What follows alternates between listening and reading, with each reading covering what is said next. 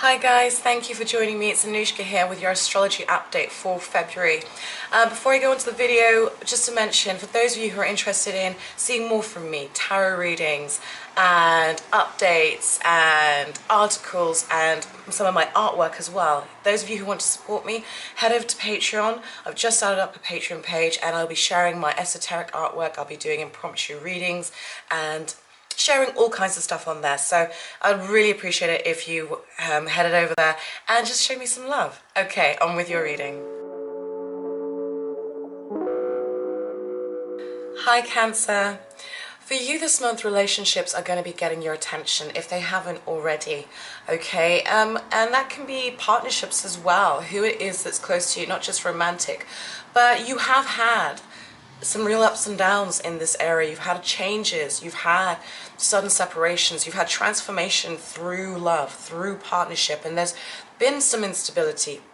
There have been surprises. I mean, Pluto's there and it's been transforming what you understand true partnership to be and what you want from your partner, getting you to understand what it is you really desire. So really transforming your kind of love nature in a sense. And Saturn there as well, you know, there's a commitment. It's a sense of like knowing what you want and knowing stability and wanting the real thing, not just wanting to taking love more seriously, basically committing to partnership, committing to love on a deeper level. Some of you may find the one during the, you know, Saturn being in your 7th house. Some of you may have found the one and committed to someone. Some of you may have left. But there's definitely been a lot of action here. And I think you're wanting something that is mature, but yet deep and spiritual, okay? And real, first and foremost. You know, you want something that's real. You don't just want frivolous excitement. You want something that's real and long-lasting. And so this is, you know, this energy will be with you for a while.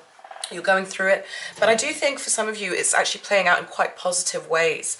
You're going to be putting a lot of energy into work. You know, we've got Venus as we start the month. Venus is there in your 6th house, so putting a lot of energy into work. You know, Jupiter's there as well, and I think what you'll find in Cancer is with Jupiter being in your 6th house, there's a sense of your ego being tied with serving others.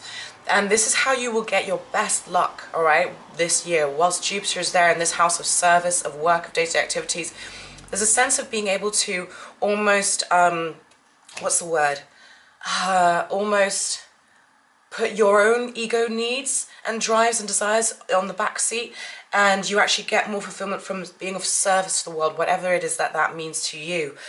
So I think that's really lovely and fulfilling, and I think just day-to-day life should improve. I think you're getting a lot more enjoyment out of day-to-day life and day-to-day living.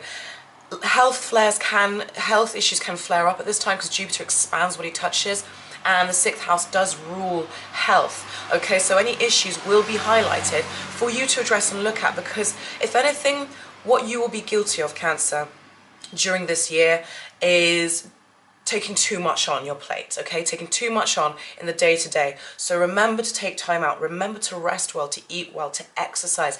Use that Jupiter energy. Move it through your body. Move it through your life, through service to others in a way that you find inspiring and in a way that inspires others. But also move that energy physically, because otherwise you're likely, I think there can be inflammation. Jupiter enlarges, so there can be inflammation, there can be growths, there can be swelling, there can be things, you know, of that nature that happen as a result of you not taking care of yourself. So don't burn the candle at both ends if possible, okay? And I want you to remember that for the whole of this year, but I will be reminding you.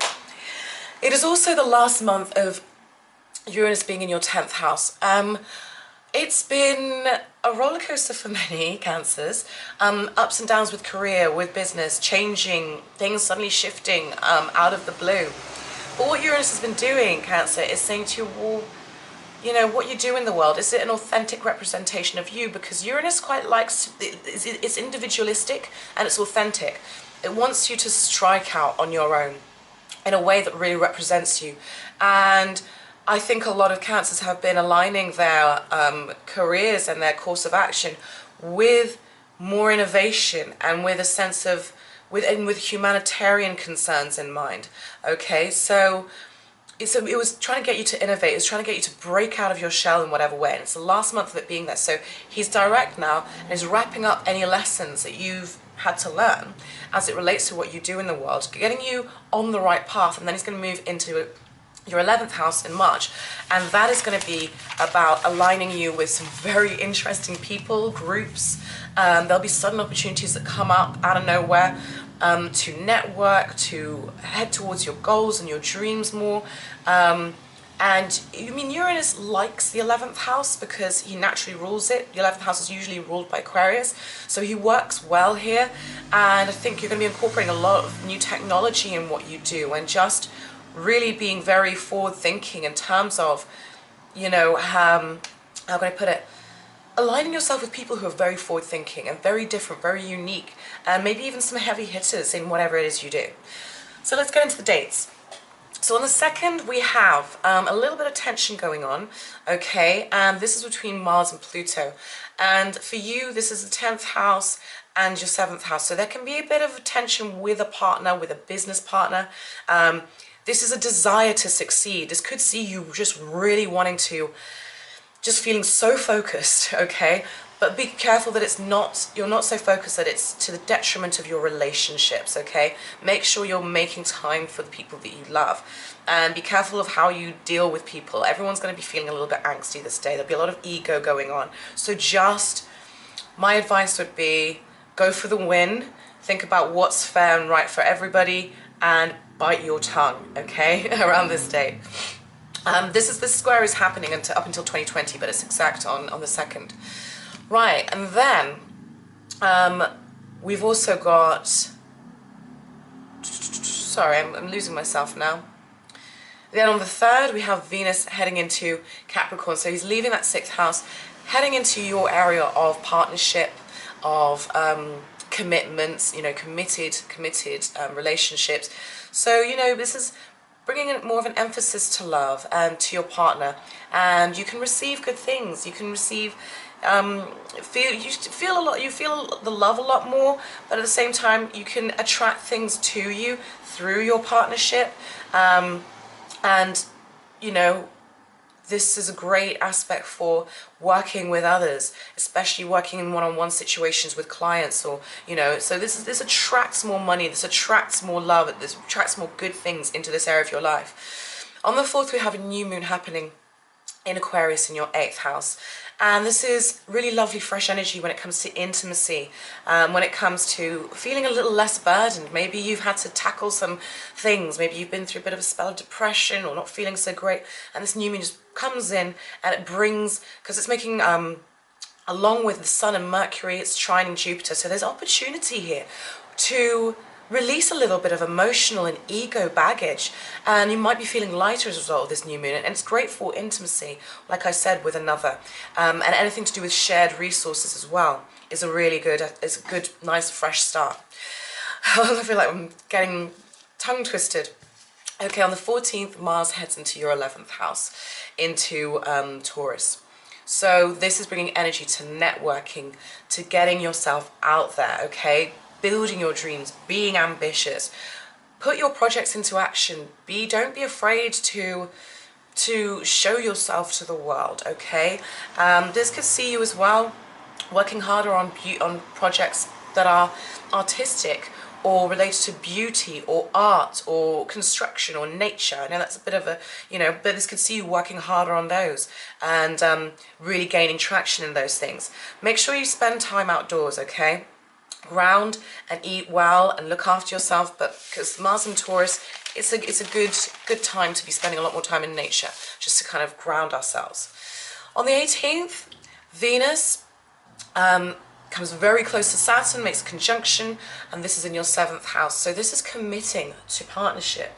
This could be a business partnership, and if there's an opportunity that comes up related to a business, I mean, I would say that this could be a business plan or a project that you can trust. It's got longevity in it, and and you will enjoy it. But this can also see you just committing to somebody. Maybe you say "I do" around this time, but maybe you make it official that you're together. But you're committing to something on a deeper level in terms of love and partnership. So I really like that. You know, you're feeling more secure in love. And for those of you who aren't in a relationship, maybe you're getting more real about how you want your future relationship to be, being very clear about what your vision of love and relationship and partnership is, okay? And values, this is a time when, you know, we're very firm on our values. You understand your values and you're living very much by them. On the, on the 19th, we have a full moon in Virgo. And this is in your third house of communication and writing and learning and all of those brilliant things Gemini rules. And so this can see you wrapping up a project as it relates to these things, wrapping up. Maybe you're wrapping up something to do with a book deal, or, you know, something like that, completing collaborations. And it should be a satisfying feeling that you get from it, okay? Be aware that, and I know I've said this already, but just be aware of any tension in partnerships. Just be aware that you're making time for the people who love you, okay? Because this can be something that might come up around this time. Also this month, Mercury heads into Pisces, so it goes into that 9th house where you're thinking more about your plans and education, and it's a great time for legal matters, publishing, writing, talking to others from foreign countries. You know, you're far more inquisitive at this time, okay? And travel and philosophy are very much highlighted. So, all in all, that is your month, Cancer. I hope you enjoyed it. I just picked out some dates that I thought would be interesting to note. Feel free to come and join me on Patreon, and I will see you next month. Bye.